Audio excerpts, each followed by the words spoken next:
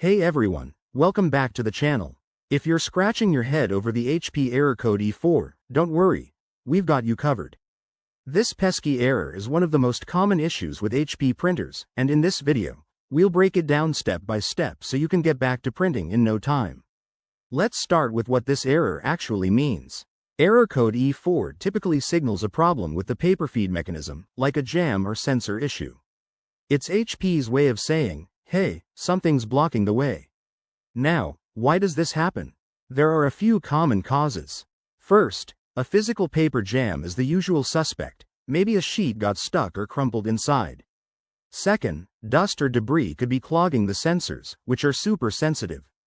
Third, worn-out rollers from overuse might be slipping, and sometimes, even low ink or toner levels can trigger this error indirectly. Alright, let's jump into the solutions. Step 1. Turn off your printer and unplug it from the power source. Wait about 60 seconds to let it fully reset. This can clear minor glitches. Step 2. Open the printer and carefully check for any jammed paper. Remove it gently, making sure not to tear anything. Use a flashlight if needed to spot hidden bits. Step 3. Clean the rollers and sensors. Grab a soft, lint-free cloth and some isopropyl alcohol. Wipe them down carefully to remove any buildup. Avoid using water, as it can damage the internals. Step 4. If that doesn't work, try updating your printer's firmware. Visit the HP website, download the latest drivers for your model, and install them. This often fixes software-related issues.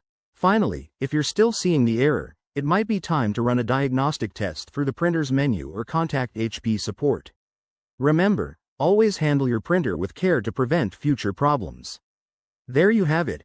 Simple steps to tackle HP error code E4.